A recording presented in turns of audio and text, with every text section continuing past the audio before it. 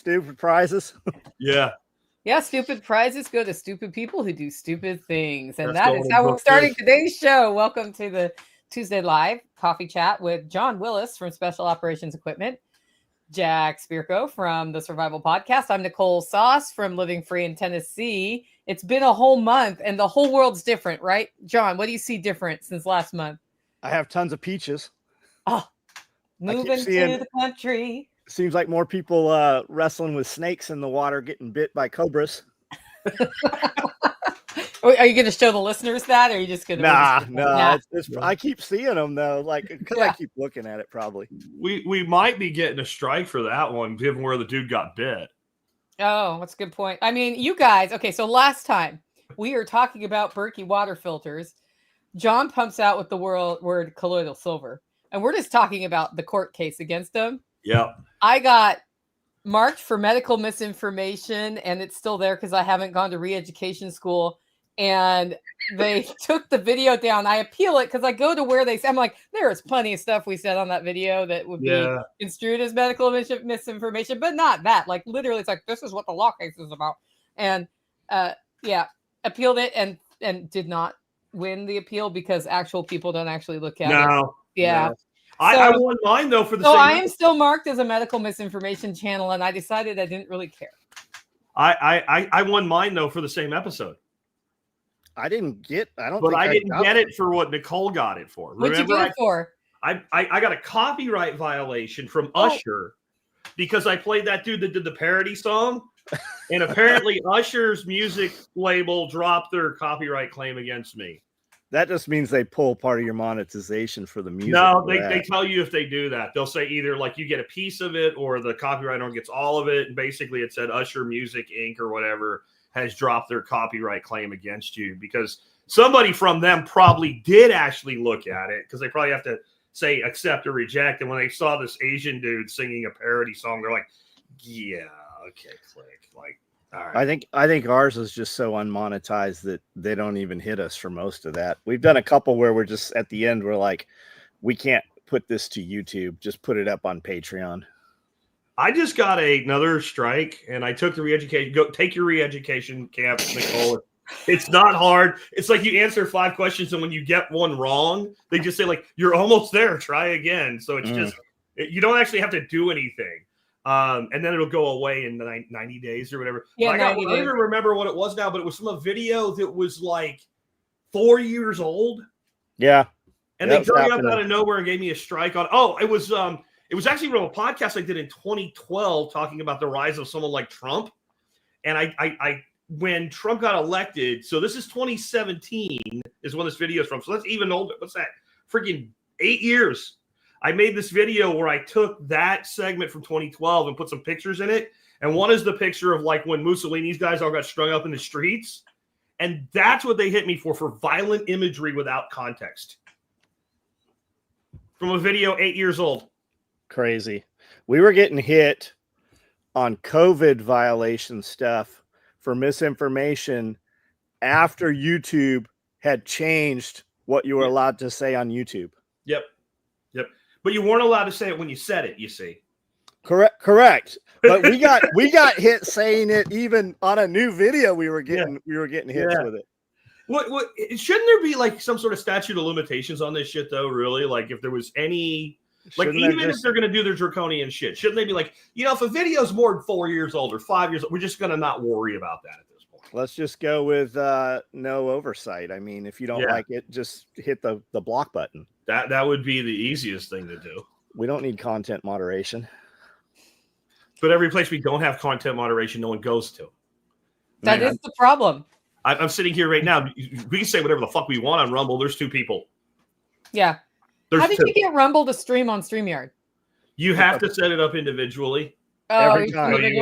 This is one of those where you have a big table full of people at a meeting, and the 2 people don't talk about their own individual. I'll show you later. Yeah. Okay. Great. I tried to do it, and I was like, well, that didn't work. It's RMPP, so you have to set it up. Every stream has to be reset. But it's once you know how to do it, 30 I'll seconds. do it. Yeah, it's kind of like Instagram's that way. If you stream to Instagram. Yeah. And then you have to also hit go, which is annoying. Do you guys have Discords? Yes. Yeah. I don't ever do anything with it, but my people have one. Yeah, your people are active on Discord. Yeah, very. I actually have a Discord on your Discord, Jack. You have a Discord on my Discord. I also have a Discord, but I have a Discord on your Discord. We should have Discord with each other. Yes, absolutely.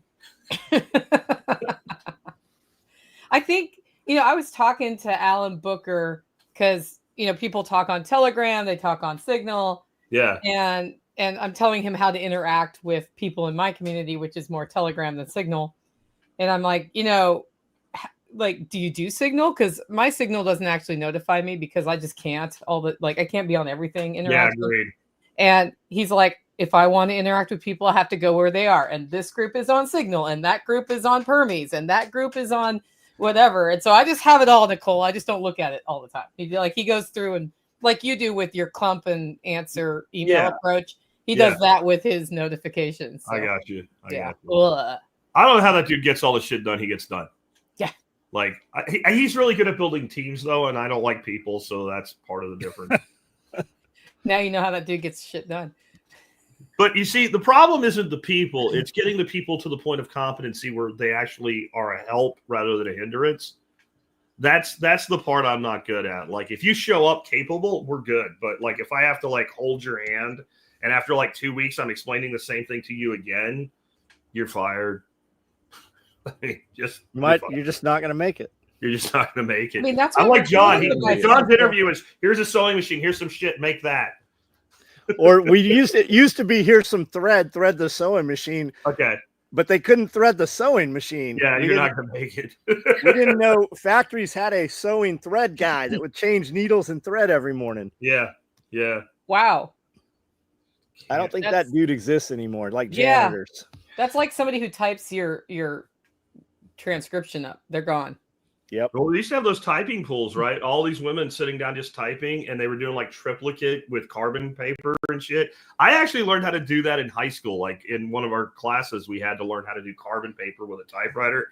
And as we were doing it, the teacher's going, I have to make you guys do this. I don't have a choice. In another 5 years, none of you are ever going to see a typewriter again. And man, she was right. Yep. You're not always going to have a calculator. Yeah, I have. Jack, if you want to see a typewriter, I'm pretty sure you could go to Special Operations Equipment in Camden, Tennessee, and I bet there's a typewriter there somewhere. That's not how you meant it, though. I've seen them, but yeah, I do remember my grandfather doing all his correspondence on one of the old school freaking, not even the electric, the freaking hammers like John has. Yep. Yeah. I remember. Well, those are fun because you can get them like all caught up in each other if you go too fast. That's what I used to do. Like he'd be there. He typed like 80 words a minute on one of those fucking things. And I get down there and try to pretend. I'm like 6 years old trying to pretend I'm just slamming everything, and they would all. They say that's why the keyboard's spread out like it is, so that you are slower jamming that machine up. Yep. Okay, guys, in the live stream, if there's something you want to hear us talk about, please put the word question in all caps and tell us what you want to hear about. Otherwise, we're going to end up freestyling today, as we always do. But I just wanted to let you know I'd also be very happy to take your questions. Hey, Edward Scissorhands is in the audience. John, tell us about Edward Scissorhands. I don't know what we're even talking about. Tim Riley is Edward Scissorhands. Got it. Yeah. All our trees look awesome because Tim. Yeah, I walked up. I guess I drove up a few weeks ago, and it looked like Edward Scissorhands had been through the orchard because he hadn't gotten through to get branches out yet. So that's now how I think of Tim. Got it. Yeah. Yeah. The trees are super heavy. I knocked 50% of the peaches off. Probably still need to pull more. They were almost touching the ground.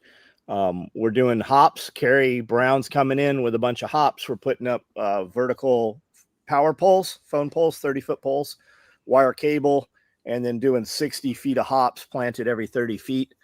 So everybody will be here for that. Not this Wednesday, next Wednesday, we'll film that whole thing. So what are you doing with the hops? Just having them? I have. Everybody's like, oh, you're doing beer? I'm like, no, they have medicinal purposes. I don't know. Carrie Brown's like, I have hops. So that's a good opportunity to have Carrie Brown out. So I'm like, yes, we'll do some hops. Tim's been talking to him. He's like, okay, this is how we're going to do it. I said, sounds perfect. Yeah, I've seen Carrie's hop farm, and I think he and his brother make a pretty good side income on that every year. Nice. Like they just sell them. So we're just going to have a lot. So if you are wanting to quit beer and wanting a beer-like flavor, you can brew hops tea. It's not the same, but it's an ancillary thing you can do. You can do that. It's also I just put a thing, hop pillows. It's actually a thing like on Etsy and stuff like that. Hops are a sleep aid, and they are a mental stimulant, especially when it's just the aroma of them. So like hop pillows, like so our soldiers can sleep well at night with a holster in them, John. There you go. Interesting. Yeah, they have a ton of medicinal purposes. Yeah, they do. So we're expecting a new salve from Amanda that involves hops. Then I'm sure she's working on a new one right now. Yeah, she can't make them fast enough. Well, she's ready to have her own team, except for maybe she's not. How's your garden looking? Good, because Kiri set it all up. Yeah. Yep, I built some raised beds this weekend that I can just move with the skid steer. So they'll be made out of 2x6s and 4x4s. I'm going to put pond liner in there so that it doesn't contact. We'll paint them all black before we assemble the rest of them. And I think we're going to build about 50 more of them. So we'll double the capacity of all the raised beds here. Jack, how'd your gardens do with you being gone for 3 or 4 days? They did fine. I'm just really behind this year. I have a lot of stuff I haven't planted yet. And the freaking chickens are on the verge of going in the crock pot. The big giant black chickens. Like, I've had all these other chickens, and I'm like, okay, I'm going to get the biggest, fattest, lazy. They were never that big a problem. I'm going to get the biggest, fattest chickens possible. They're in there all the time. I went on chicken warfare last week, and I think they've decided that they don't like that place anymore. I'm literally like throwing fence slats at them and shit when they're out there up against the raised trellises and all. And they, like, as soon as you throw it, like, it's not even near them yet, and they start freaking out and hauling ass. I've become impressed with chicken reactionary time, actually, with this. But I'm thinking about getting some of those motion sensor sprinklers. Oh, yeah. But I have a product idea. If anybody wants to make one, just don't use China because you'll pay 190% tariff or whatever on it right now. We should have motion sensor just alarms that just like start going apeshit and making noise. And I was like, there has to be. I couldn't find anything like it. Or with strobes, just flares, jingle bells. I don't care, whatever. Like record your own voice. I'm gonna eat you fucking chickens, whatever, and then stick that out there. And I mean. I think that would work because they don't like loud, obnoxious noises. Yeah, they do have motion sensors for when you drive in a driveway. I wonder if that could be wired to be loud. I bet they get used to it. I just want like chicken deterrent 101, like the Chickinator. You stick it in the garden bed because the problem with the sprinklers is because of how I have my garden laid out with the 4 beds in a like Victorian square. To really cover it, I need like 4 of those freaking sprinklers. And that means you need to like manifold out 4 liter hoses, and it's just a mess. And I don't really want to do it, but I will if I have to. I like the sprinkler idea to keep cats out of your raised beds. Yeah, but the other thing that they do have that's related to cats is it's a vibration sensor. Yeah. And it will start clapping and making loud noises because you put it on your kitchen counter. And it causes the cat to be disturbed. I don't know how that would work in a bed with a chicken, though. The Barbarian Dad said he's going to get a link. Bro, you're going to have to email that to me. We can't let you. It's not up to us. If you try to post a link in chat, it won't show up for us. Only we can do it. Email me that shit. Because, I want to know. Yeah. Jack at thesurvivalpodcast.com, TSPC in the subject line. Exactly. Andrew asking about stain contaminating the soil. I'm staining the wood because I'm just using white wood. And I'm using a pond liner, so there won't be any contact to the soil, to the wood. And I'm doing that really to prolong the wood. I know guys are like, don't use creosote and railroad ties. Dude, everything I ate growing up was grown in creosote railroad ties. And I'm sure there's less toxin then. And then with your wood, you hear all these people talking about pressure-treated lumber. Pressure-treated lumber doesn't work anymore because they took all the chemical stuff out of it. There's still some stuff, but not like what used to be. It used to be CCA, and they took the A out. I'm breathing way more toxins every day than I'm ever going to add in through, garden soil like that. Here's how you know if a toxic thing is really a problem. If they don't get rid of it, it's really a problem. If they do get rid of it, it was never a problem. That's how you know. Like the things that they absolutely say will not hurt you and they won't get rid of it, that's probably the things that will hurt you. Because I went a deep dive on the CCA stuff back 25 years ago. And there's just not enough. Like if all of it came out and all of it went into one place and you planted one plant on top of it, it's still not enough to actually do anything to you.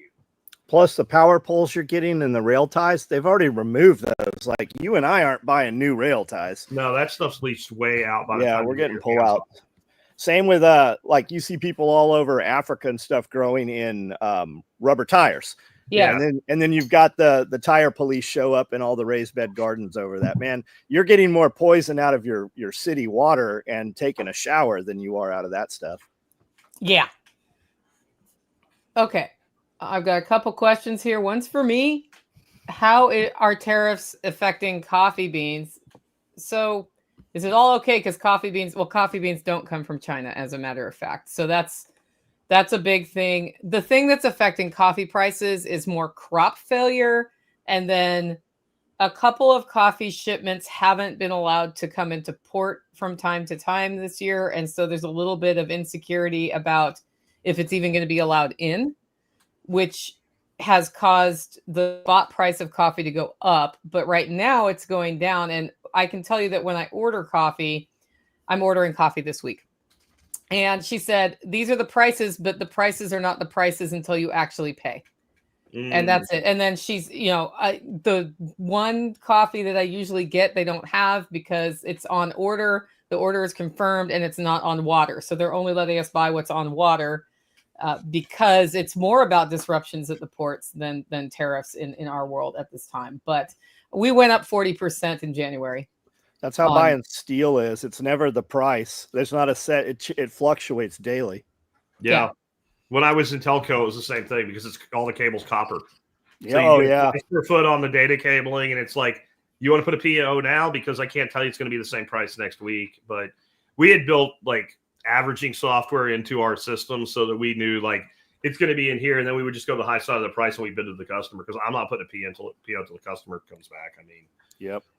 Somebody said Starbucks started buying beans from China in 2017. Sucks to be them. I'm buying direct from farms. Whoopsie. They come from all over the world, different countries. Whoopsie. Yeah, a lot of it comes from Myanmar. You should get it from Juan Valdez. It comes from Africa too. Okay. So Andrew says, question, only dirt on the raised beds or will you layer, example, wood on the bottom, etc., John? So I put rock inside them. I put firewood inside because soil is expensive and filling 50 raised beds. It just depends what we're planting in there. Now I've got firewood that has been inside of potting soil and growing medium and stuff for 6-7 years.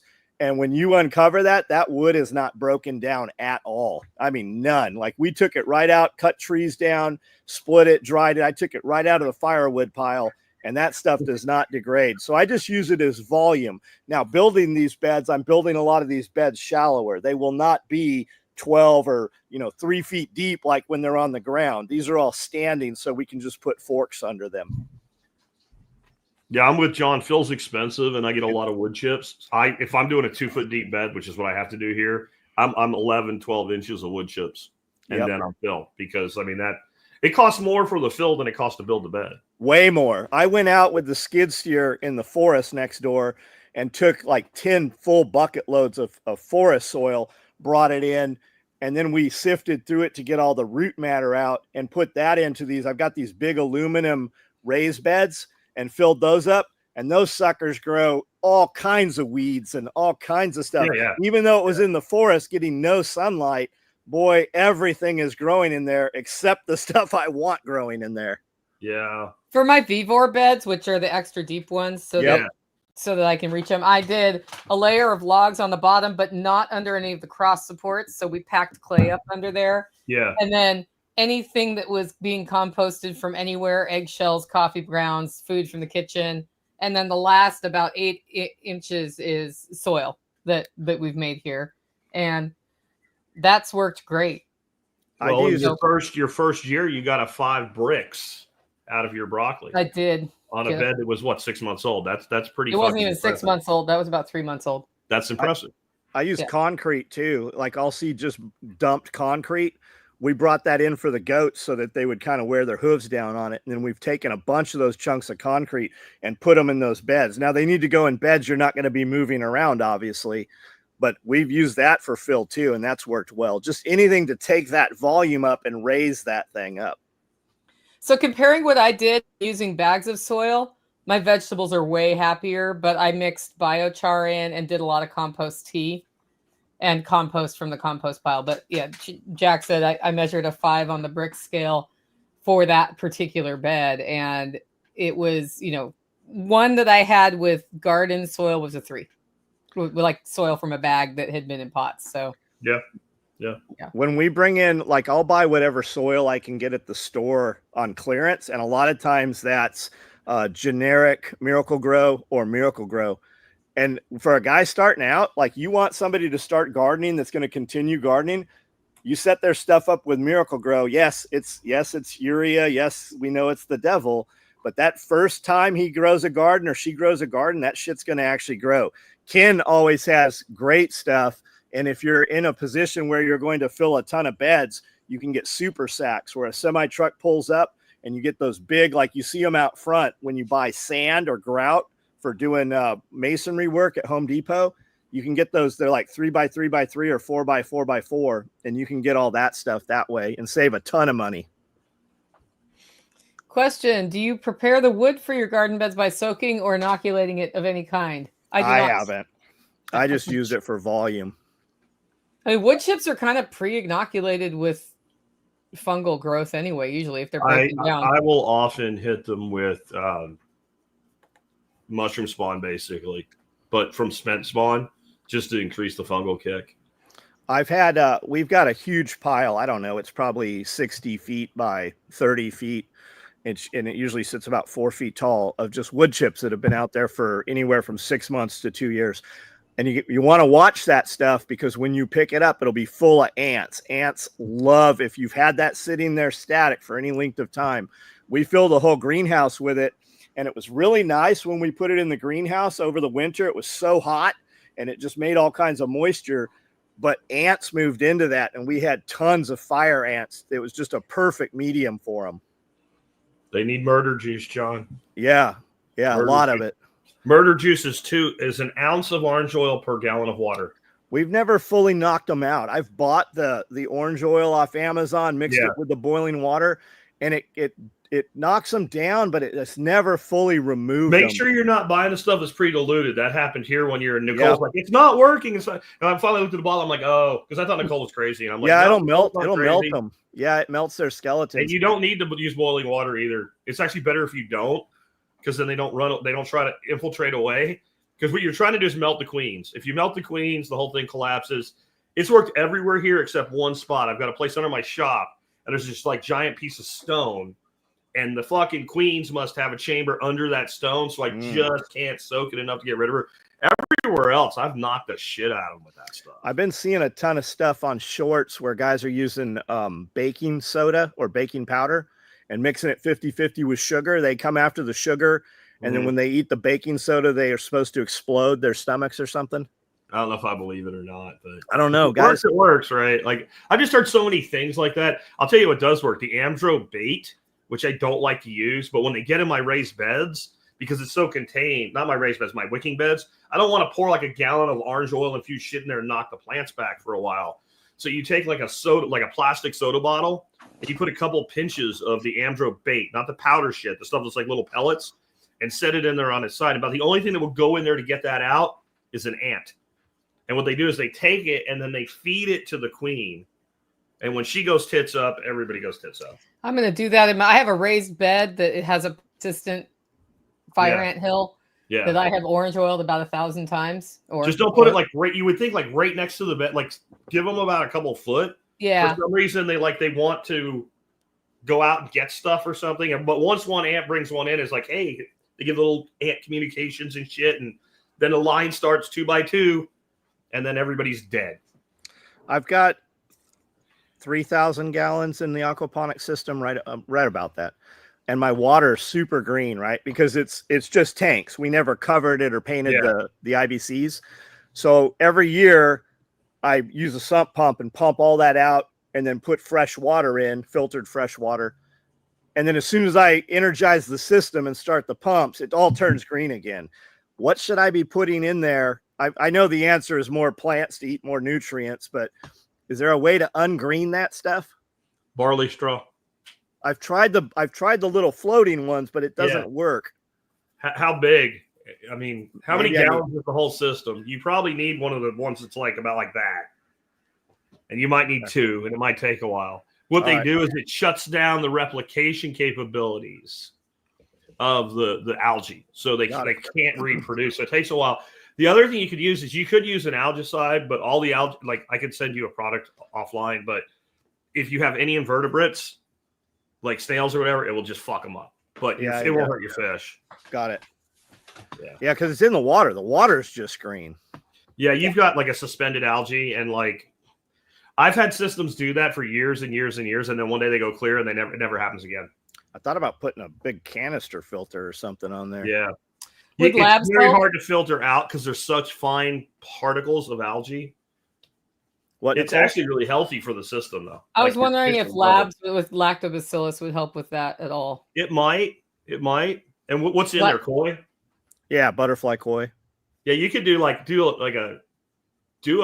a lactic acid, like basically cheese, and feed the curds and everything to them. Really? They'll eat They'll eat the crap out of that. That's a Steven Reisner hack. Yeah. I started doing that with not all my whey, but I use whey in the system. And then if I have extra cheese that I left out too long from the batch, I throw it in. They eat that. They love it. Yeah, I'm adding whey to my compost bioreactors now, but at the like very end. Yeah.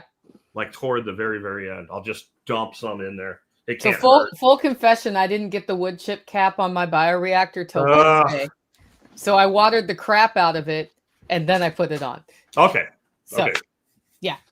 You have a totally different climate type, though. When I checked your old reactor, I expected it to be not good, and it was fine. Yeah, we get a lot of rain. Stay wet and you stay humid. We don't stay humid. Like if you don't stay on it here, like right now, it's freaking dark outside. That's how much rain we're getting. I mean, it looks like it's 9 o'clock. But once we get out of our rainy season, it's what it's like. It's brown. Yeah.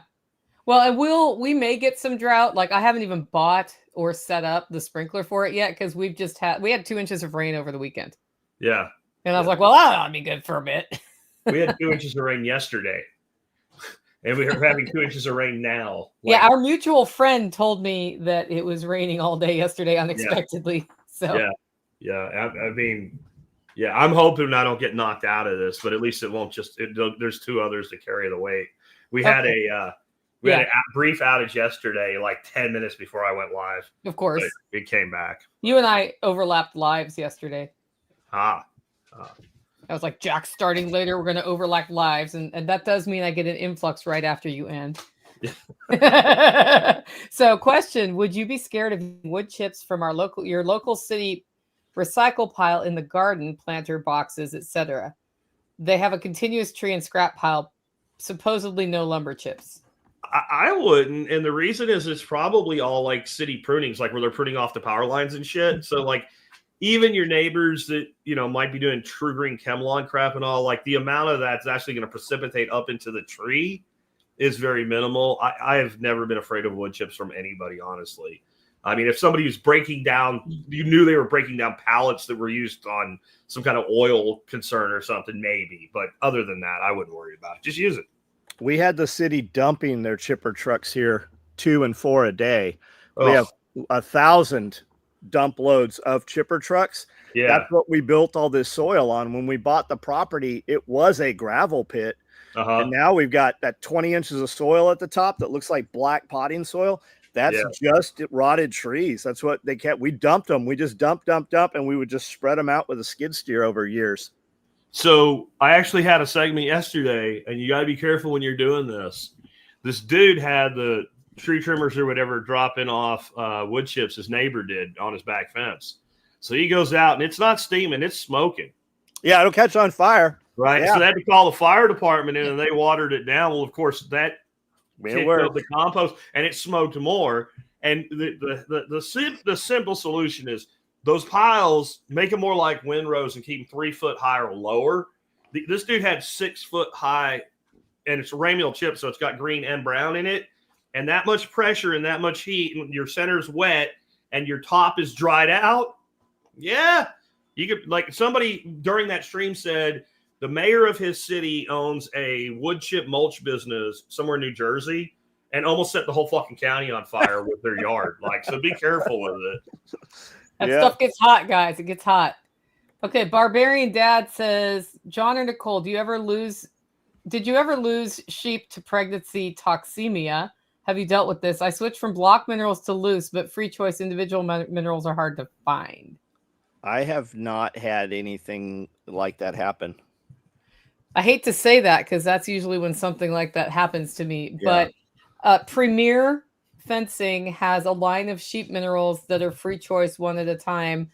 We have not lost any to pregnancy toxemia here. We try to keep their condition as good as possible, but I did have to pull one this year. So, but so far, none of that. I don't know how you're raising your sheep. We also rotate ours every 3 to 7 days on pasture, and we have a lot of pasture available. Like we have way more grass than sheep, which is helpful. So you're not like getting into the I'm feeding them grain situation to keep them alive here.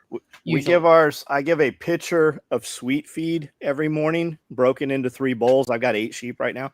I have not given minerals in 2 years, probably. I just completely forgot, really.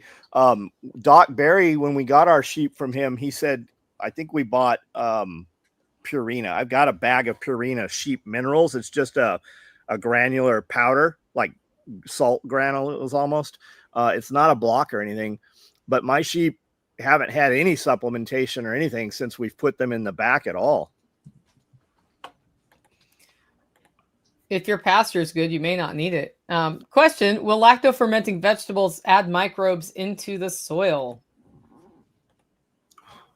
I guess if you put the vegetables in the soil. But I think Steven Reisner's way of catching IMO is a faster way to do that. Yeah.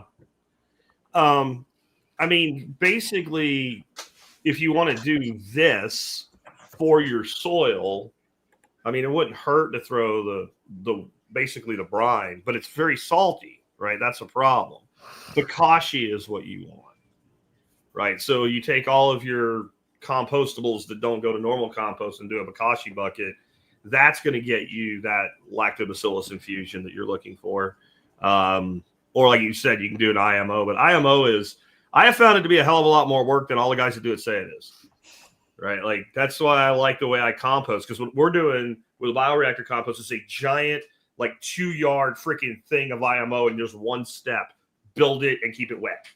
And then when you're done, that's what you have. But what they do is really cool. It's just like every time I watch them do it, like, so now we made IMO 1, so we're done, right? Oh no. And then IMO 2, and next thing you know, they're like making this giant fucking pile, and it has to be under like cover. Compost, bro. Yep. I use my whey. When I make cheese, I just use the whey.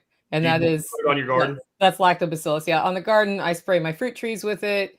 I spray my tomatoes with it. I dilute it for that.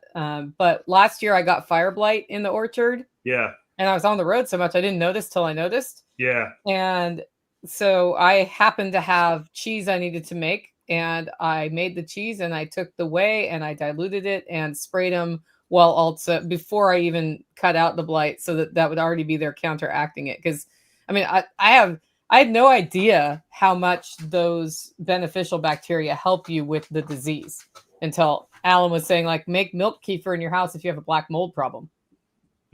Get the good bacteria to make it uncomfortable for the bad ones. Yeah. I think that's damn solid. I don't know what I was going to say now. I'm obsessed with this thing I'm sending over to myself. The Barbarian Dad just sent me this thing. It's like a motion sensor that sounds like a barking dog and gunshots. 130 decibels, 13 kinds of sound, strobe light with USB. Say goodbye to the intruders. All right, chickens. Y'all are fucked. All workshop 2025. Just be aware. Yeah. Just for everybody that's listening in from my side anyway that comes to our workshops, if you haven't heard yet, we're moving our venue. We're working with a YMCA camp that is 15 minutes from my house. So it will be no It's literally the same distance from the airport if you're flying in, exactly the same amount of time. But we just went out again this week and did some stuff with them. I got some footage of some things. We'll be putting out some collateral. It's going to be really cool. But we have 320 acres for you to camp on. But actually, you have like 2 acres to camp on because we're paying for an area for you guys. But it's going to be freaking badass. Nicole saw it. It's kind of a little bit more work for us because we have to move things from our property there and back. But I think the students are going to be a lot more comfortable, more space, more room. Bigger presentation area. You know who should come? You know who should come, Nicole? Who should come to a workshop here? Who's never been to one? John Willis. He's like, I'm never going to do it. All you have to do is show up, John, and we'll make space for you. It's not showing up. It's leaving here. If you can't leave your business owns you. It does own me. Oh. You know what you should read? A book on how to change that. Yeah. It's called Laws of Life, and it's coming out on Monday. Yeah. When I leave here, we get a third the production, and it takes 3 times for every day I'm out. It takes 3 to catch up. Unfortunately, that's what it is. Have you tried killing somebody who's responsible for that yet? Yeah. He's fired him, I'm sure. I find leaving a body hanging from a rafter is a strong message. I'm with you out on the pipes at the end of the driveway. But you get in trouble for that. So what you do is you do it by their feet, and you only leave them there for like 20 minutes, and you let them down. That's Adam. John's really good at critical feedback that leaves no question what he means. Delivered in a way that does not sound angry. Who is? John Willis. Oh, okay. I think it probably sounds angry to the people it's being addressed to. I mean, you've given me some. It didn't sound angry. But it's more like when it's finally to the point of removing the person, it's done in front of everybody. So everybody knows exactly what happened. Yep. There's never a question about it. Like for me to tell people what happened after the fact, we just do it when everybody's present. So there's no question of whether the story's been changed or he said, she said. It just happens with everybody present. I know I'm not good at it because I've literally gone out of my way to be as soft-toned as possible and make the person I'm counseling comfortable and censor my own words and explain to them I'm just looking, and still had people like grown-ass fucking adults cry. And I don't know what it is. I don't get it. Well, okay, Jack, if you don't like what the person's telling you and it makes you face an unfortunate reality, it does. I mean, that hurts. Yeah. Like the reason critical feedback can hurt is they're right. And then you're like, I'm going to have to change a thing or whatever. What John does is he just says it.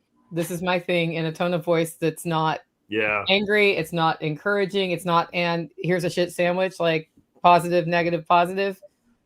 He just said, this is the way it is. I mean, I guess the majority of people I had to do this with were salespeople that were not making their quota. And like, so you're 30 days away from losing your job by the time you have that conversation, right? So that might be part of it. The other part of it, like people know that I'm rough. And then I guess maybe me trying to be nice made it worse. You know what I mean? Maybe like, man, he's being really chill and he's really trying to help me and all of it. I must have really fucked up. I don't know, but I'm like, but it happens all the time. Like I'll correct one of the kids the next day they're crying and I'm like, what did I say? And Dorothy's like, you just don't know what you sound like. I'm like, really? I thought it was like, honey, you can't do that anymore. That's what I thought I said. Adam Rapier, we use Webstaurant a lot, especially if I'm ordering, like our chamber vacuum sealer came from Webstaurant. I've got a chest freezer that's probably 8 feet long, like a commercial one. That came from Webstaurant. They will have next day delivery where a semi truck pulls up. Obviously it's very costly, but if you need something the next day, we've ordered a lot of different Mylar bags from them. We've ordered packaging and stuff. Josh chefed here for 4 years. We ordered a ton of stuff from Webstaurant. So if you order their not name brand stuff, it is possible if a part breaks, you will not be able to repair the thing. So the cheaper things on there, just be aware of that when you're buying it. Sometimes it's like, well, it's so much less. I might as well just buy a new one if it breaks. And sometimes you can repair it. It just depends. Tim says, does sourdough starter do the same thing as whey is doing in the bioreactor? And the answer is that's yeast and not lactobacillus. So it's a different bacteria set. And I don't know what happens when you introduce yeast into I'm sure there's some there, but it's not doing the same thing as labs. The thing is, the yeast absolutely need a simplistic sugar to do anything. Yeah, right? so then it does nothing.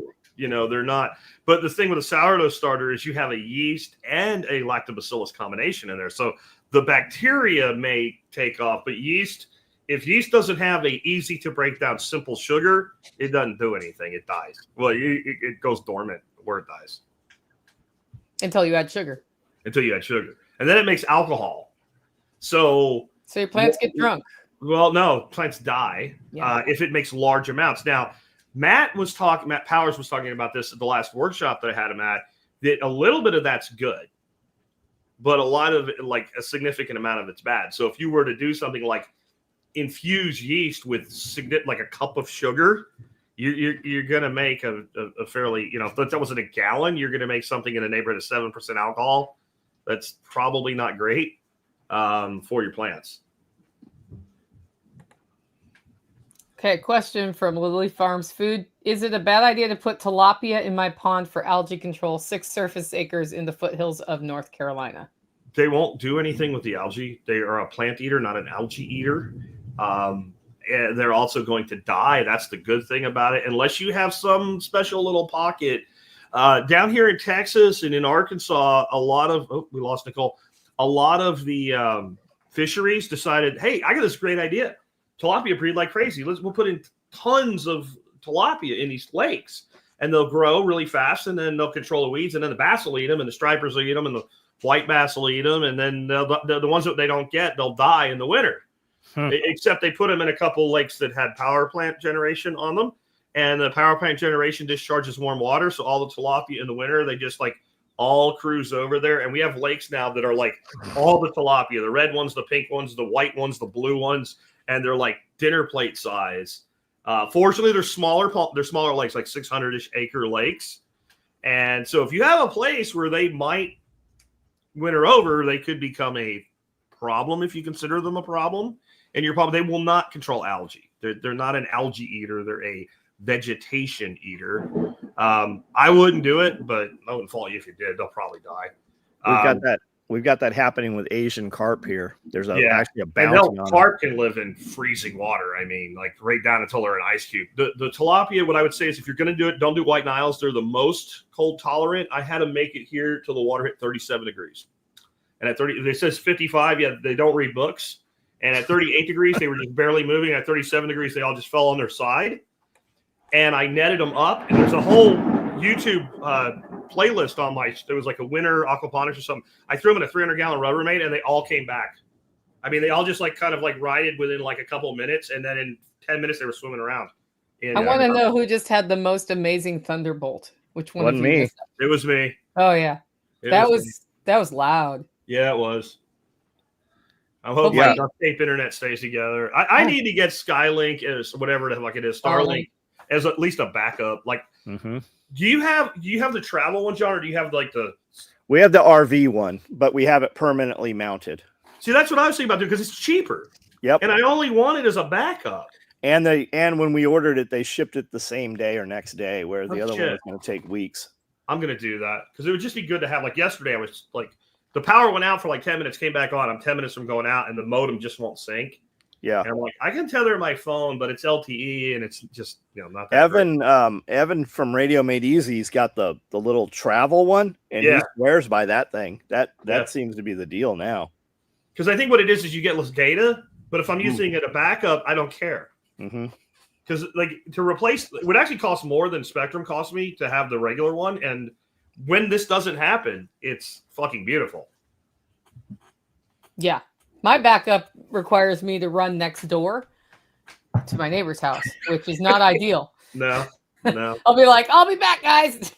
Yeah, that happened to us once. You guys kept going, and I was like, I'm back. It took me 5 minutes to walk over here. Our Starlink really throttles back in storm and rain, but it worked. Radio Made Easy said there's a $10 a month plan now. That's what we want. Like, I just want it. I understand, like, you get not much data, but I'm going to use it once or twice a month. Yeah. And if it does travel, when I travel, it could go. Correct. I like that. Mississippi grass shrimp for algae control. Tad was here yesterday, and he said put crawfish in there. He had like blue lobsters or something that really ate the sediment on the bottom. But none of these things, like, everybody thinks they eat algae. None of these things actually eat algae. Like, they might help with your water clarity, but they don't eat algae. Like, the best thing you could do is buy like 3 or 4 of the larger barley straw, throw that in there. It'll probably work. Yeah, I'll do that. Yeah. Or like I said, email me so I don't forget. And I got an algae side you can use as long as you're not. If you have crayfish in there or shrimp or anything, it will fuck them up. Yeah, I got nothing in there, but just butterfly koi. Oh, that'll be fine. It'll work quick too. Really and those quick. things, like you were talking about with the other carp, those butterfly koi freeze up every year. Yeah, and they come back. And then when the water defrosts, I'm like, I guess we lost them. And then within a couple of weeks, they just show back up. I had it freeze one year where just because of the way it froze, I had like 4 inches of ice, but it was dead clear, so you could see through. Yeah. And they were down in the bottom of these tubs, and they were just sitting there. And they were all lined up side by side like sheep laying down in a pasture. And they were just sitting there like, no, I guess we're not doing anything for a while. Which is great because they don't produce any waste, so you can turn all your pumps and shit off. Yeah. Yeah, we turn ours is above ground. Well, you've seen it, above ground system, 7 IBC totes. And they freeze up so much you can put your arm down between the IBC tote and the block of ice. Yep. And we just turn the system off. What cracks. Yeah. And then we just fix it as soon as we repressurize it. Same. I'm not seeing the $10 a month plan, Evan. That got my attention. I'm sure it's there, but it's well hidden. They probably hide it. You have to be Evan to know where it is. That's why I told him. So hopefully maybe Evan could let me know in the future. Okay. Hardway Alaska says making an off-grid shower, sinking a 55-gallon barrel to filter and pressure tank inside the cabin. How do I keep the barrel slime free? Filter the water before it goes in the barrel? Yeah. Copper. Put a chunk of copper in there. I mean, the only way a barrel that's buried gets slime would be that slime was in the water before it went in, because if it's buried, it's not getting exposed to light. Did he say buried? So you're going to run a pump to get it into the shower, I guess? You're going to have to use electricity? Oh, inside the cabin. I was saying inside the cabin. Don't bury a barrel because as soon as it's empty, it will collapse. Yeah, that's true. Dump a bottle of hydrogen peroxide in it once every 2 weeks. It's like 69 cents. That'll work. You're done. You don't have to worry about it anymore. And then light is your enemy, right? Yeah. So keep the light away. That's why I've got the problem we have. If we just took pallet and built a pallet wall around that thing, it would cut that drastically, I'm sure. Yeah. And everybody told me before we did it, they're like, paint those tanks black. I think you told me, Jack. Yeah. Sure. That sounds like something I would say. You know, you could do, like, now that you have to retrofit it, you know that shit that people put in, like, houses, like, maybe not even houses, like out on porches to kind of make it look tiki hut. It's like bamboo. Oh, yeah, it just rolls out. Yeah. Just roll that all the way around it as a facade. And they're like pretty cheap. Like those bamboo yoga mat looking things. Yeah, load of those. And then, like, when it, lasts a few years, and then just compost it and put another one in. If it doesn't work, you're out $100. Yep. Yeah, that's a good idea. Because if you do it with lumber or something, it's going to be expensive. Yeah, we've got hundreds of pallets here. Yeah, the problem with pallets is you have to take them apart.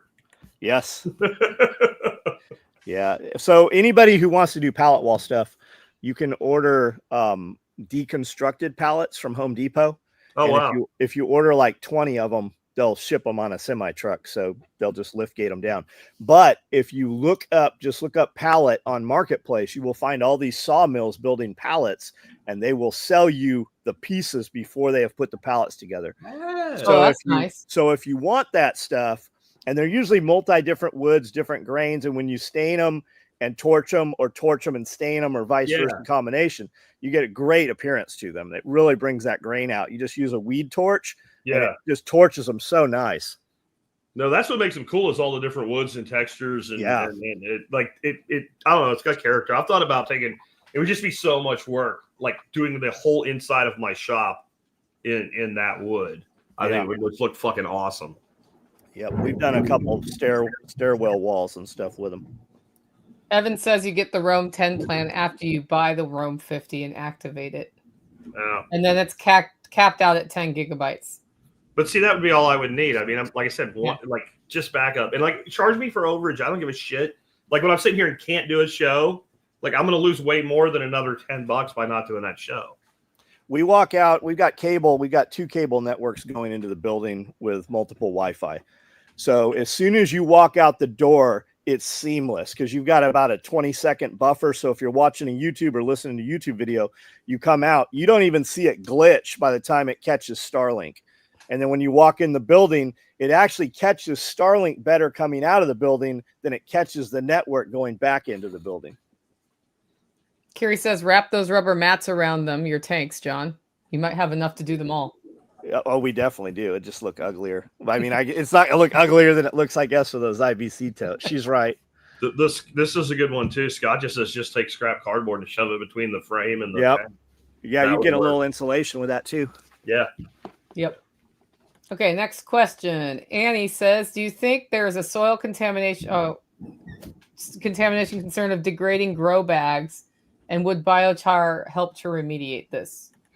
Biochar will help to remediate just about anything from a chemical standpoint. So the plastics in there is what you're concerned about, and they would have to begin to actually break down to the chemical level. So it's not going to, like if it's something you could visually see, it's not going to do much for that. My advice would be don't use those kind of grow bags.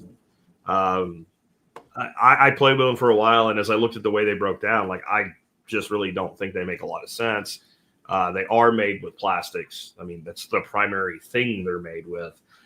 I think that there's probably a market out there for somebody to use recycled burlap. It will break down faster, but it's compost, and those grow bags don't last that long anyway. Yeah, burlap lasts an awful long time because I'm using it in my orchard for mulch, basically. Yeah. There's burlap and then pine straw on top of that, and it'll take probably 2 years for that to not be there anymore doing what it needs to do. And you get it with your coffee shipments, right? Because you're buying like giant bags. Yeah, I got a bunch of them. I remember as a kid, like burlap bags, we used them for everything. We used them to hang onions and garlic and we used to get them like everywhere that had any kind of shipping. You could get burlap bags. I don't really see them anymore. We even used them as minnow buckets. So you take a burlap bag, you roll it up, put it on the handlebars of your bike, you go fishing, throw a rock in it and a string, and you just throw it in the water with a noose, so you could open it up, and we would catch like little bluegills and shit and throw them in there for bait. And then whenever you didn't use, dumped them out. They worked perfectly, but they just don't seem to be as available as they used to be. And the burlap you see now is different than the burlap used to be too. It has a heavy chemical smell to it. You see it because you can buy it in the craft section, like at Walmart and stuff. Jack's getting thundered. I'm muting my mic whenever I'm not talking because it's way worse than it is. It's like there's literally a thundercloud right over the top of his house through weather engineering, thundering, so we can't hear what Jack says on this show, right? As long as it doesn't strike the power pole, we're good. Adam, we don't do belt resizing. We stopped all that during COVID. We can't build enough new belts. And the biggest frustration to the customer as well as us is, where's my belt? Dudes were constantly wanting to send a belt back in with $10, $15 to have it rebuilt. The true answer is we don't have somebody sitting here that goes through and processes them. It's so convoluted as to what you guys want. You write us a 4-paragraph letter, and half the time we still can't decipher it, and that requires an email. We stopped doing all that probably 5 years ago. We can't do them. Yeah. But you have belts for sale. Yeah. But, we build 100 a day. I know why people want to do it. Like when I lost all the weight, I had one of his and I wanted like 4 inches taken off. He's like, fuck it. Hang it in your closet so you don't forget. I'll send you another one. Yep. It's really easier to do that. And then we had tons of dudes that were buying used belts and want to send them in, just like Leatherman. Leatherman, if you had a broken blade, like that's most of, like when we look them up, most of the dudes doing it are trying to save $5 on something rather than no, fuck that. And it takes so much physical labor on our end. We don't do them anymore. It's easier to make another belt. Seems like it would take more time to do that than make the belt to begin with. Yeah. Kevin, horse stall mats are super heavy if you've never moved them. They actually make a thing. They're like $30. They're these clamps to grab the edge to drag them around. Well worth having. But no, Kiri's talking about ISO mats, like foam roll military matting. like they used to use for bedrolls. I ordered any tips on composting in the desert? Moisture. You shade and keep it wet. I ordered a Zola yesterday also to pop into some of those tanks, and I need to add some water hyacinth to pull some of that nutrient. Well, the Azolla will help a lot because it will shade the light coming in the top. Like once that stuff gets thick, it gets like 2 inches thick. And by the way, if you want it to keep growing, start harvesting it, feeding it to your animals, because once it gets a certain thickness, it'll just sit there and stop. Got it. That's what it's kind of like duckweed too, right? Duckweed covers the surface. We were taking the water hyacinth didn't do great last year, but the last couple of years before that, I was pulling, I don't know, 20 gallons out of that thing every week or so. And we would just put it up there and the chickens would root through it and the sheep would eat it. I mean, the thing with the water hyacinth, so it likes sun and you're kind of shaded where your system is. The Azolla in your climate loves that dappled shade. Like right now I've got it in one tank, you know, it's this thick. And then one tank over where it gets more sun, it's turning that reddish brown color when it starts to die. And it's the same, they're plumbed together. So it's the same system. It's just the solar exposure. And for guys that don't know, people that don't know, you can order that stuff right off Amazon.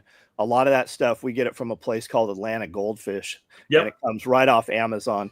And that's where all of our fish have come from. They've got crawfish, snails, everything, all the plants.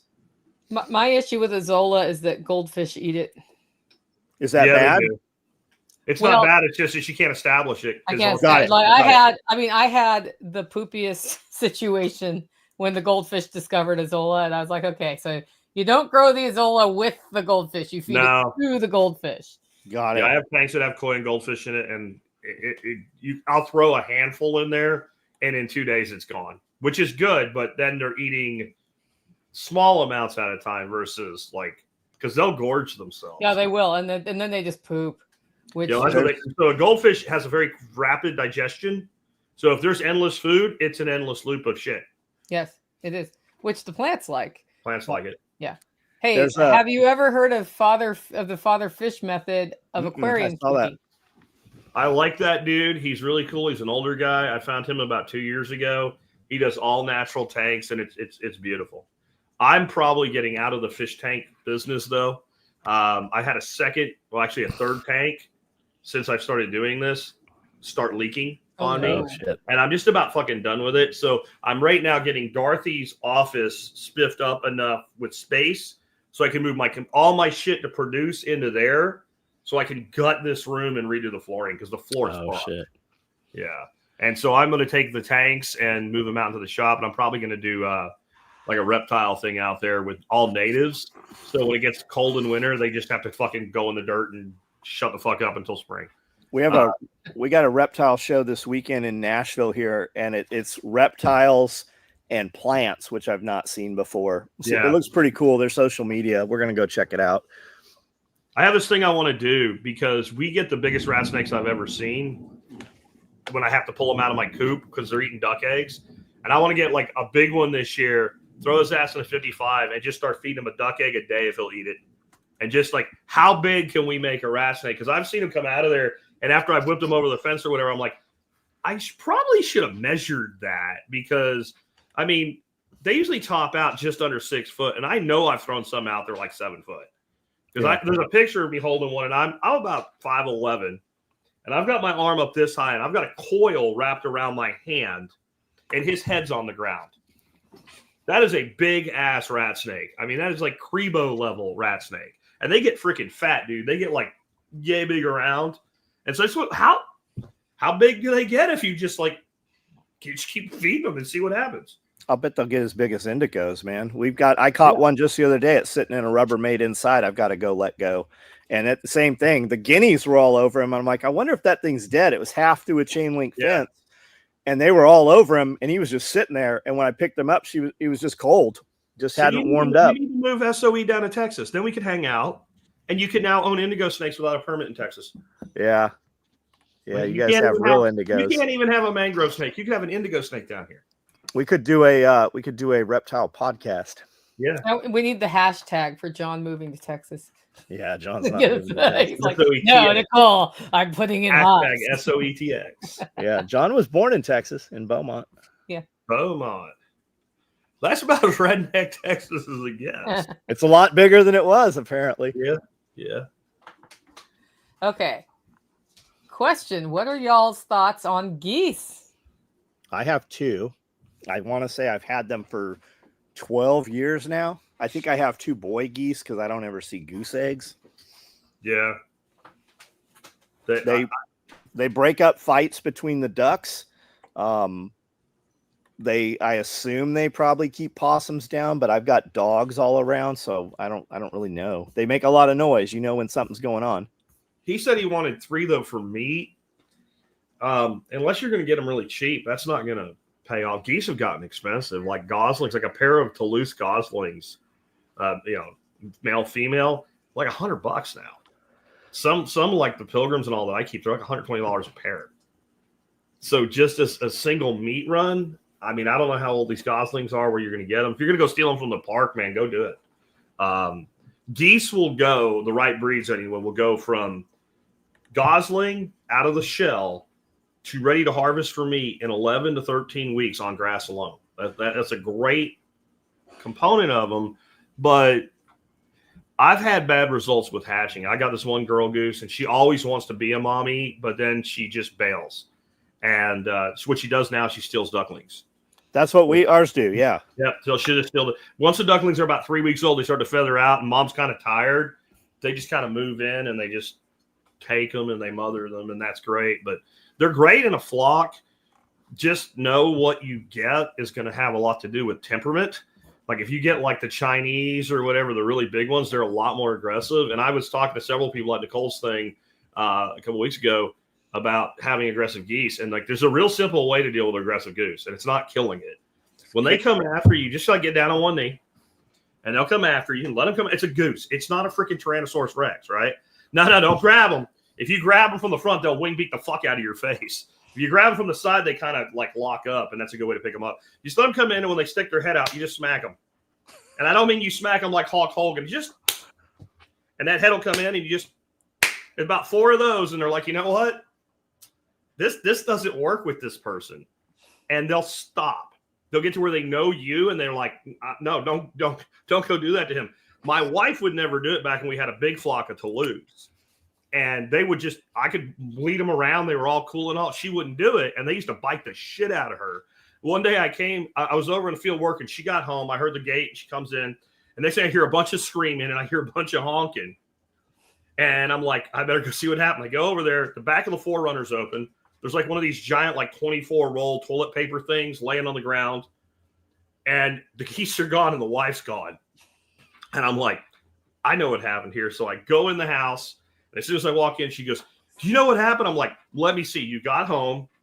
You were unloading the groceries.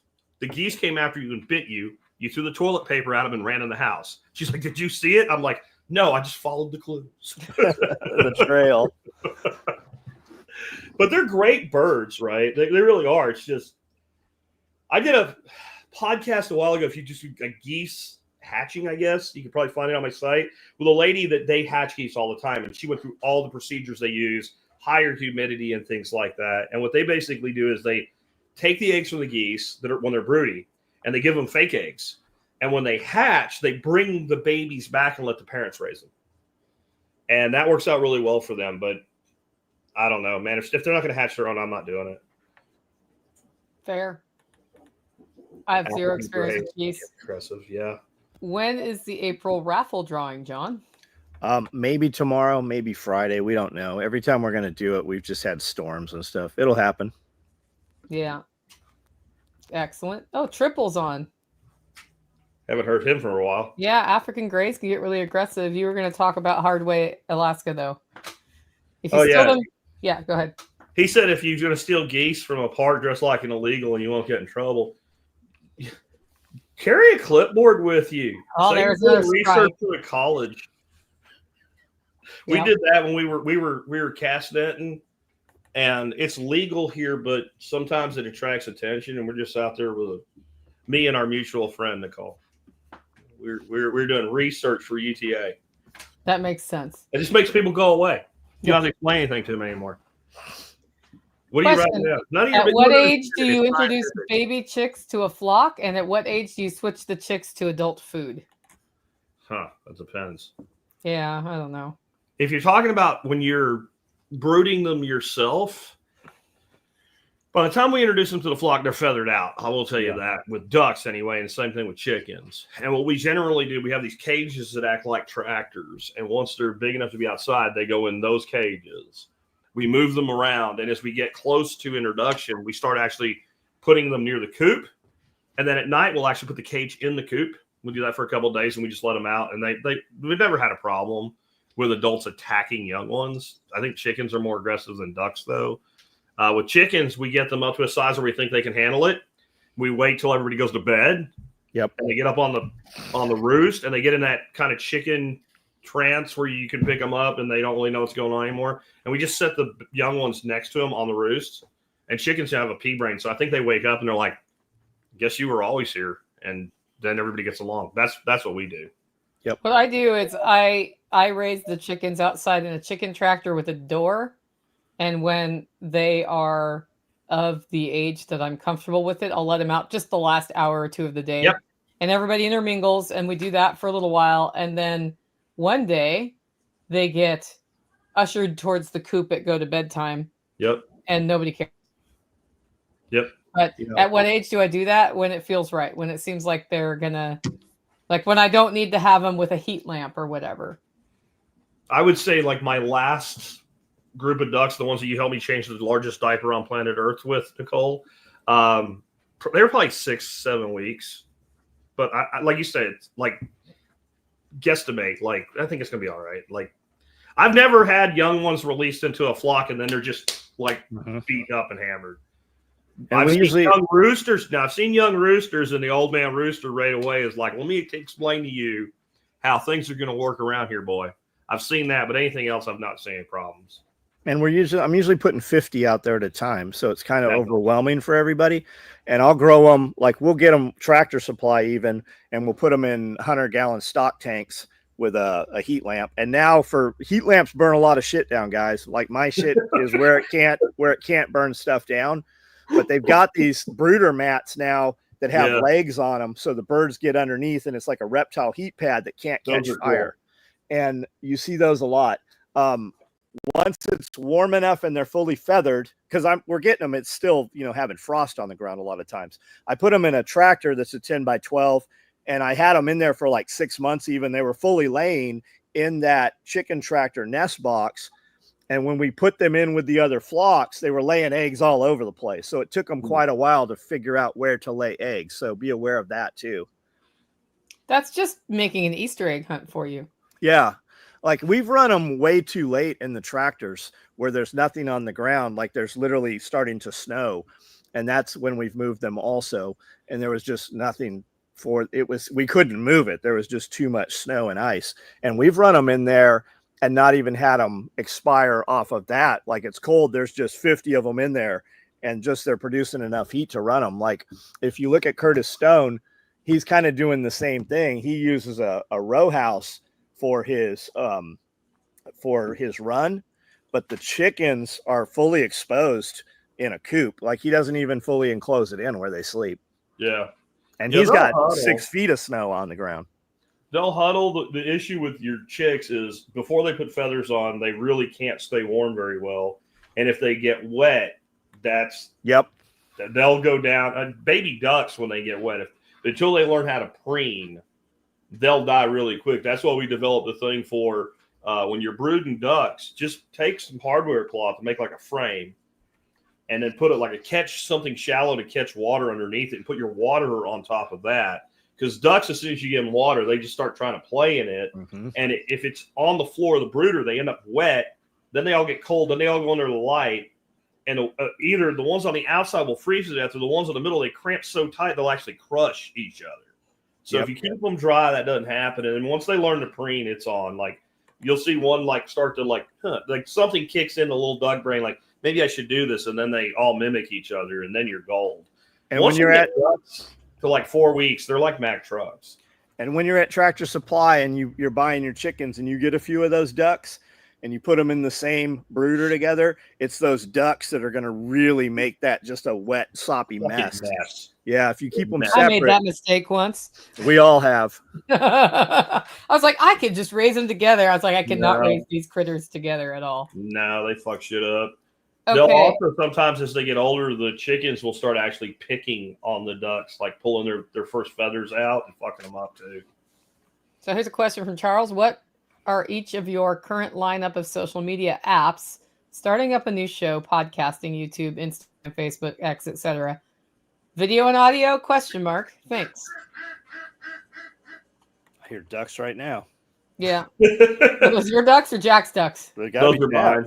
They're mine. Yeah, they're happy because the rain is making them happy. Yeah, that does make ducks happy. I do mostly X, and I am back on Facebook a little bit, and Noster. And I'm on MeWe and Gab, but I pretty much post and ghost there. And then we have Telegram groups and channels. As far as broadcasting, I'm on every platform I can stream to. For some reason, the guy was saying something about Rumble today. For something, the Rumble stream with RMTP doesn't always work, and it didn't work today apparently. But I stream to Rumble because if you're going to use streaming software, it's pretty easy to add these platforms to stream to.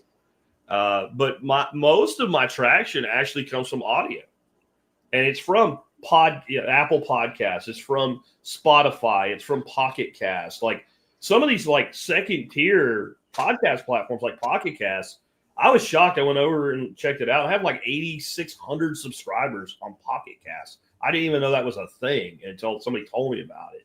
So I would make sure you get on all. Now, I don't ever remember like putting my show on there. And I think a lot of these second tier ones, once you're in Apple, they just grab it like once a week. They rake the database and pull the RSS feeds in. And that's the one you've got to do. So I know a lot of people now call themselves podcasters and all they have is a YouTube channel.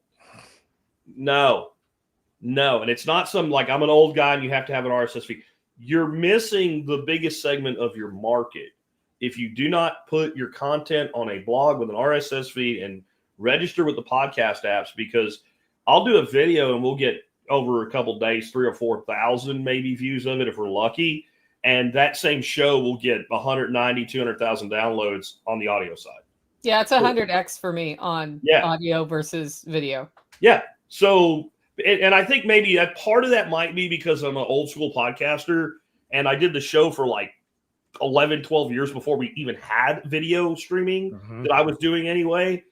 So my audience, my old school audience is buckled into that. But if you think about what podcasting really started as and what it is, like one of the reasons people love audio so much is I always say it's the one form of information and marketing that people can multitask with. Like you can't really read and drive a car, right?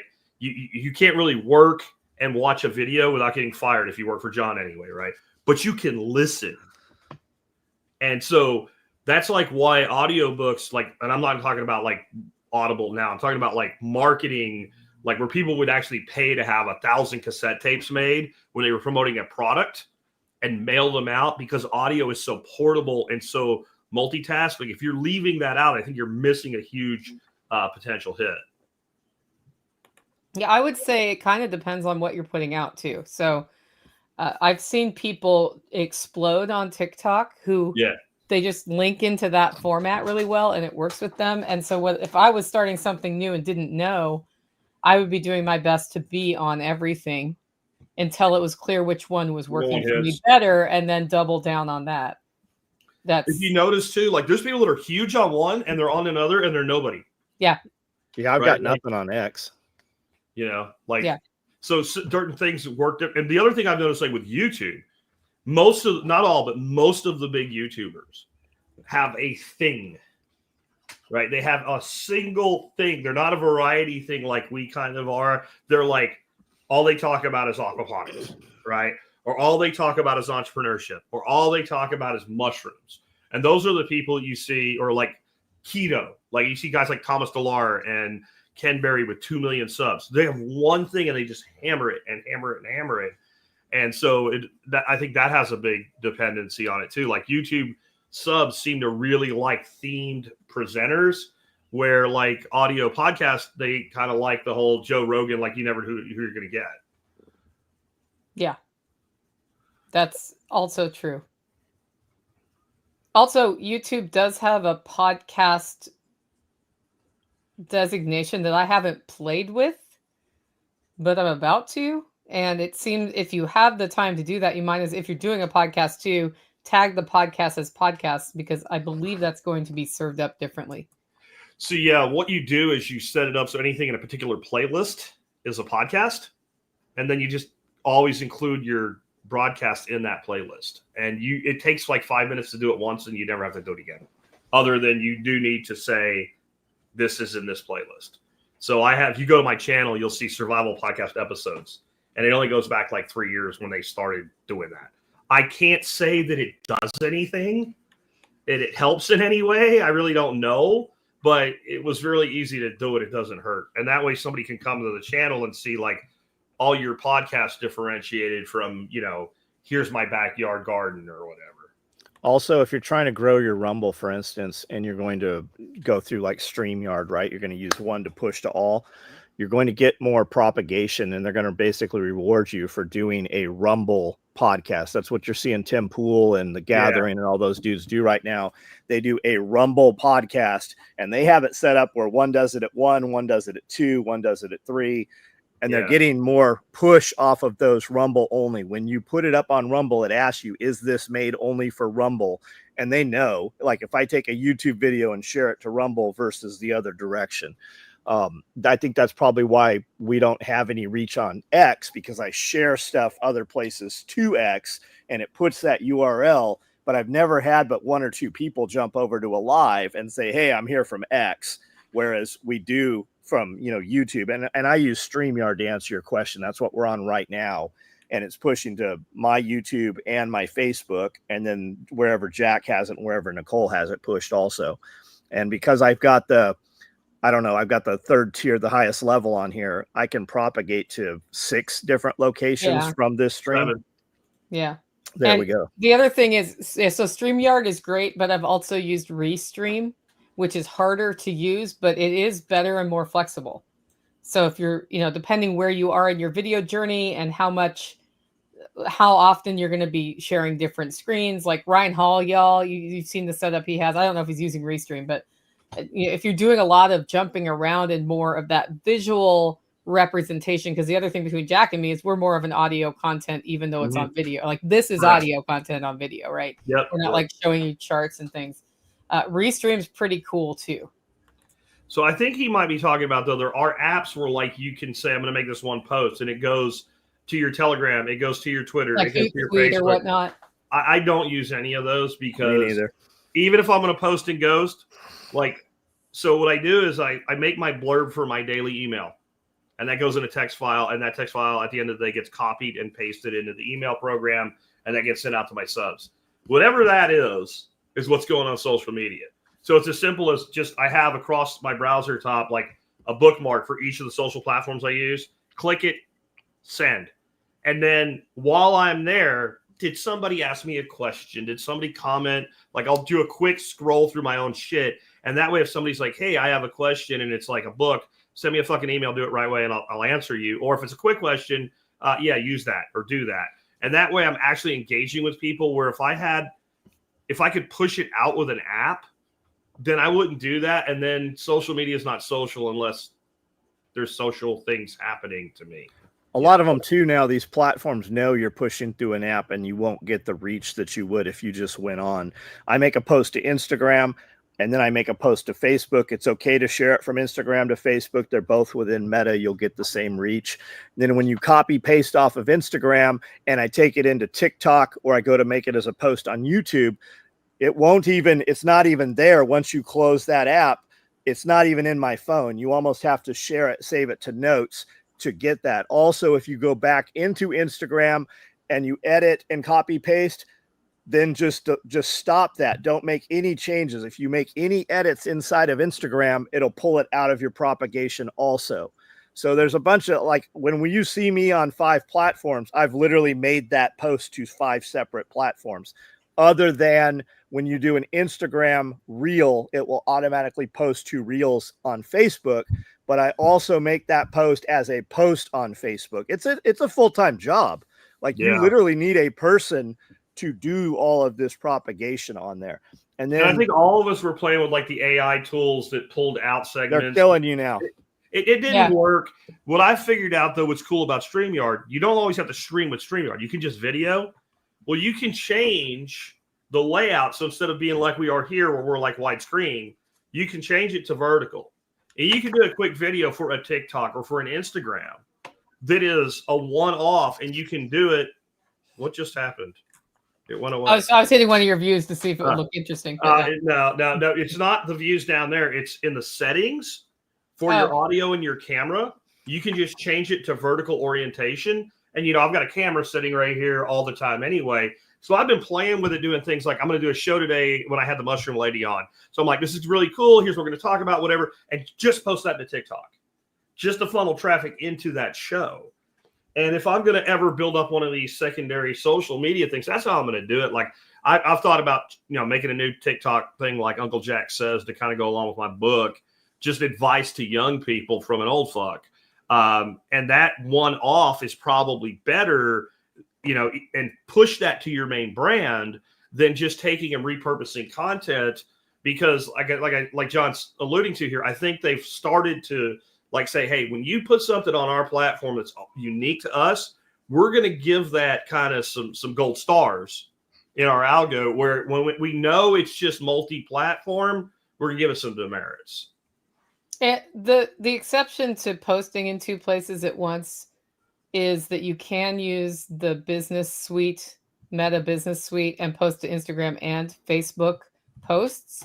And I have not noticed when I do that or use their scheduling tool that I get a demerit on attention. But that's using their actual native tool for that. And to Jack's point, if you don't go back in and interact with the comments, then that is not as good. It's not as desired. Yeah, always interact with your comments, especially like on X. I'll tell you, like so many comments on you, and you comment back to them, all of a sudden they're seeing you. Where they may, even if they're following you, they may never see you. And Kevin was asking about OBS. People told me about it when I got into this. I don't even know how it works because I don't care. If you have StreamYard, you don't need anything else.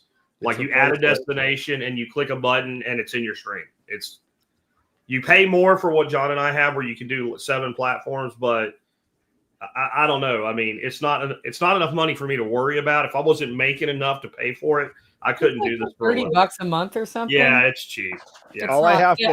All I need is to sell one shirt from one of these platforms to cover the entire month. Yeah. And I do referrals too, so I don't think I've actually paid a bill for 6 months. Yep. Okay. What's your content going to be about, Charles? Okay. This is more of a business question for John. If you are using the approach of, if you find a higher price than my item, we will match it. How do you actually get your business started with that messaging? I don't know what he's talking about. I think what he's saying is when guys come on and they're like, hey, how do you feel about this other company making this similar thing and they charge more? I'm like, well, then I would raise my price. You have to be the best. Like you can't just start that business. You can't do a lot of the shit you hear me say that sounds outlandish as a new business owner. You have no traction. You have to build that name. You can't come out of the gate as an unknown where nobody's had any of your product and there's not 1,000 dudes that are going to show up and go, yeah, this is the shit. You can't just paint a painting and put it up for $5 million. Somebody has to co-sign that shit. You have to have some history with that.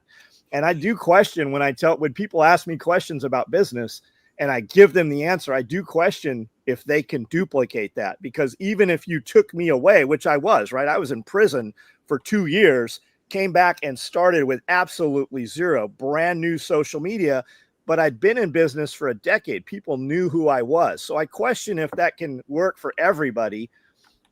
Some of the things that I do, if they could do it, if they weren't me with that history. I think also the question could be, if I'm starting a business, one of my promises is if you find the item I'm making for cheaper, we'll match that cost. Yeah, we're not doing that shit. Yeah, don't do that. Don't do that. The only way that works is if you're like going in with a lot of volume. Yeah, So- you gotta. Yeah, so this makes me think like a long time ago when we used to use radios for communication for our construction crews. There was this Asian dude that we did business with, and some guy came in with an ad about some product he sold, and it was like $20 less. And he kept pointing at it and trying to get this Asian dude around the shop to deal with him. And finally, the guy just snatches the friggin' paper out of his hand and goes, "If you want this for this much," and he pointed at the logo, "go there," and handed it back to him and pointed at the door. That, Yeah. I mean, yeah, like I'm not doing that. I would, and I think he's more like a stoneworker or something, like doing craft trade, that guy, and that's why he has that name. So like, you can't tell me that this person does what I do for an equivalent, just like they can't tell you that, John, because you're building gear and your gear is built to a different standard. Can you get a belt for less money? Sure. Can you get a John Willis approved belt for less money? I don't think you can. I don't Because it's think you built can at a either. different And level. I don't think you can either. And it's not me saying that, right? Guys are like, "Hey, I just ordered this thing.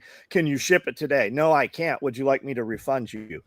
Yeah, I'm just going to get it someplace else. Those dudes always come back and go, "Hey, I got that other belt, but I ordered yours and your belt is way better than this other belt." It's not me looking at them. It's the client saying that. Yeah. And Scott King's right. 100 relevant comments a day on any platform. Go in there on your competitor or people doing the same thing and answer those questions. People will then look at your account. You'll gain followers also.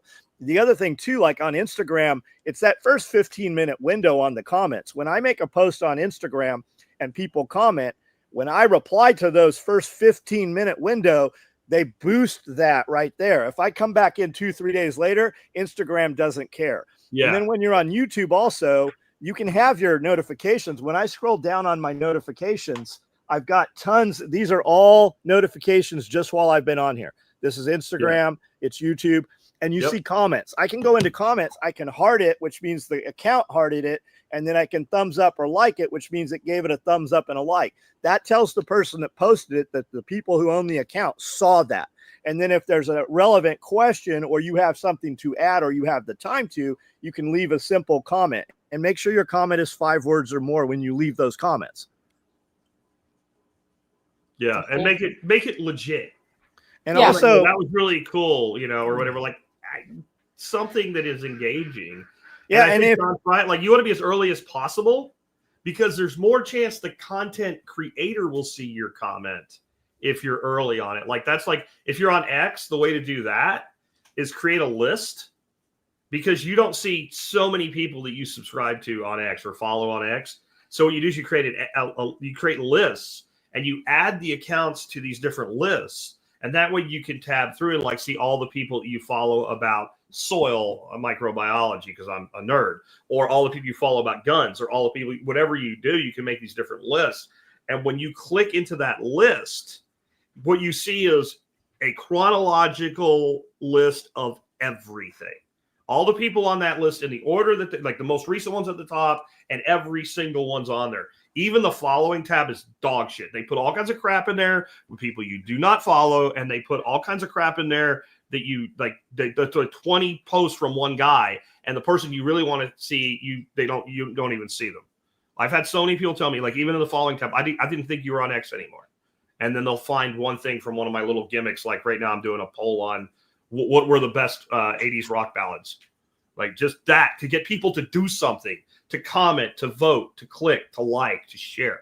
Like anything you can do. Once that connection is made, then the algorithm is like, oh, these two, like let's show them more.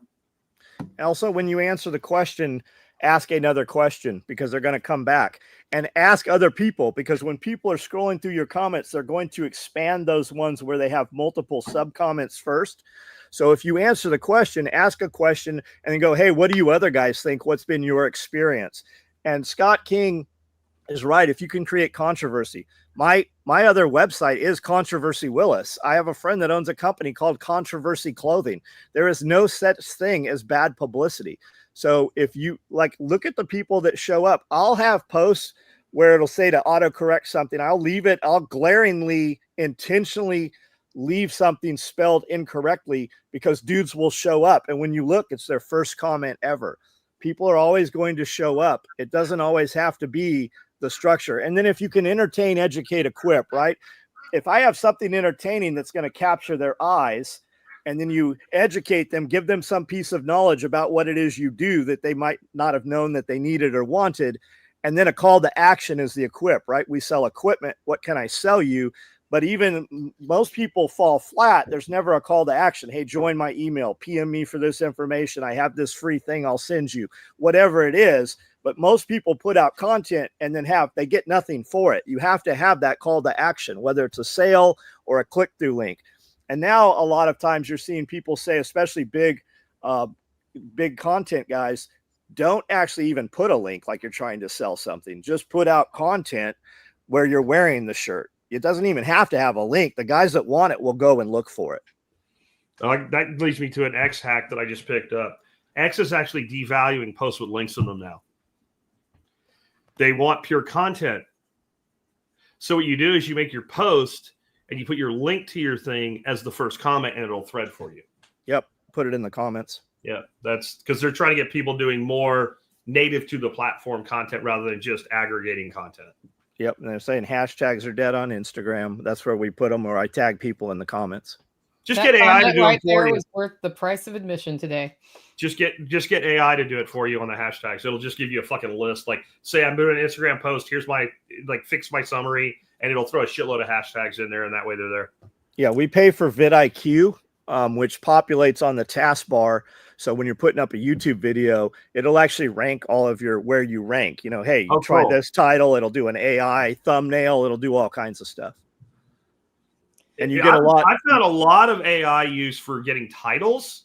Like I did the one on the third party pruners yesterday, and it gave me a list of titles. And like one that I didn't use, but what I thought was really good is the tool my wife won't put down. Yeah. Scott King, what do you do, man? Your comments are good. He's on fire. Yeah. Misspelled words. I have a line on my ChatGPT prompts to include a fat finger typo in the first paragraph, and then everybody has to correct you. Yep. Which gets you comments. I don't fix my typos. I'm like, it happened. Yep. I always tell people when they say you have a typo, that means you read it. If you look at, like, we'll have a customer that'll be an asshole to Amanda or something, so I'll read his emails and we'll use his name as a discount code, and that's what Jose here is referring to, thanks to the Lee Sanders code. And we get way more traffic. If you look at all my posts for last week, the one where I blasted Lee Sanders has the most amount of comments on every single platform. Dude ordered a $25 headband wrap for his hearing protection and said, this is absolutely ridiculous. If this doesn't ship, I'm going to cancel my order. I'm never ordering from your company. I'm like, oh, you're absolutely right. Your money's refunded. And you're right. You're not ordering from us because you're no longer welcome as a customer. Use code Lee Sanders for 20% off anything in this category. We did a little 60-second video. It's still getting comments. It had 20 comments this morning, notifications on it. Lee is why that entire shelf is sold out now. We had a dude ordered a little covert pack and wanted to carry a weight plate in it for rucking. And I go, this is not the bag for that, man. There's no waist strap or nothing. He's like, okay, cancel my order. We went ahead and put him into the drawing for the giveaway anyways. And that dude won $1,000 package, but we had wrote through, right? We didn't let any of his win because he canceled his order, but we put them in. And the first cards drawn were that dude would have won a $1,200 LBV package, but he canceled that order. And he got on it. He's like, oh, son of a bitch, man. I should have just left that order in place. It's always great to learn lessons the really memorable and hard way. The old trainer thing is there's two ways I can reinforce information with you. I can use pain or I can use pleasure. Yep. And I would prefer to use pleasure, but pain works better. Pleasure's fleeting. Yep. Pleasure's easier for us, but pain is more memorable. And you might lose that dude, but you'll gain 1 million more off of it. Yeah. I mean, if you've ever touched in not like the little bitty, like 1 mile chicken one, like if you've ever accidentally touched an electric fence wire that really pops, you probably aren't going to do it again. You'll remember that. 100%. Right, Nicole? Yeah. Get it with your finger. Yeah. Yeah, pain's more memorable. We used to get accused of making it up. They're like, they have to fabricate these. These aren't real people. No. It's like, no, you don't. One of the best sales I ever did was the Travis vegan guy that just got annoying as shit, and I did the bacon sale, and I did it while I was on vacation. We paid for that entire vacation. I figured that was only the airfare that we paid for that trip off that one sale. People bought freaking memberships for their dogs. Like, I can't do this because I'm already a member, but I bought a membership for my dog. Yeah, we were on the way to Las Vegas when we launched a code, and we did $65,000 while in the air on the 4-hour flight off that code. I totally lifted that from you. I was like, I know what to do with this guy. Because he just wouldn't go away and he wouldn't shut the fuck up. And I'm like, I got this, man.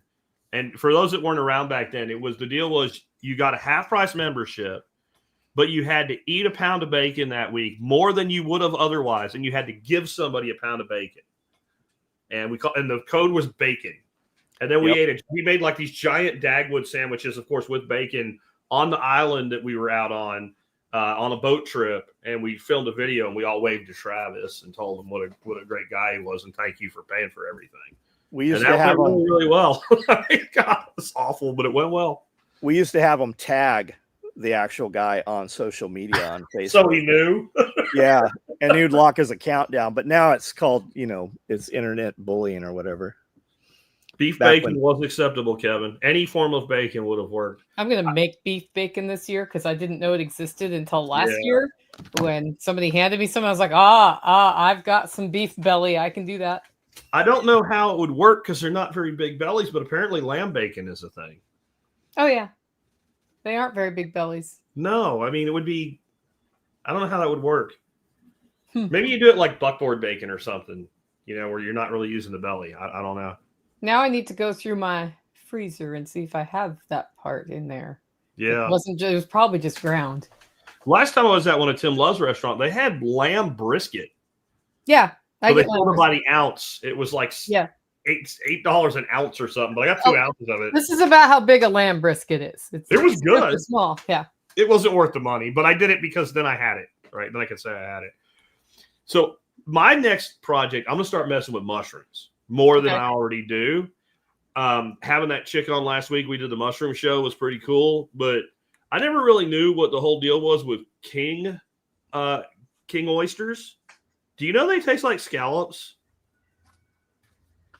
They taste like scallops. They get these huge round stems, and you cut them about an inch thick, and you score them, and you cook them in garlic and butter. And honest to God, it's not like they sort of taste like, they taste like freaking scallops. I'm sure I've found some of those. The king oyster. And the fact that you can grow a scallop in your house, like on wood chips, basically. And, I've got grandkids. I'm trying to get some entrepreneurial bug in them. Those things sell down at Whole Foods for like $30 a freaking pound. So I'm looking at building a mushroom room. Nice. Mushroom room where? Mushroom room. It's somewhere in the house. It's really a tent thing. I found a company called Northmore, and they have a thing called a boom room. It's all controlled, and so I'm gonna play with it. I have a big mushroom room out there. Yeah. You live where mushrooms grow. Yeah, it's great. They don't grow here. Chicken of the Woods, I believe, is coming out right now. Those are good. Yeah. Those are good. I need to go to my spot today and check because I'm going out of town this week, and check before I go out of town because it'll happen while I'm out of town and be dead if I don't. I don't know. John, do you look for mushrooms on your property ever? No, I see mushrooms on my property but I don't ever do anything with them.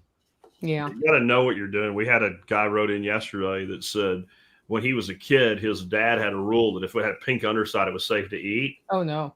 And then apparently he was wrong and he almost died. And so this dude's been terrified to eat mushrooms because he saw this happen to his dad when he was like 12 years old.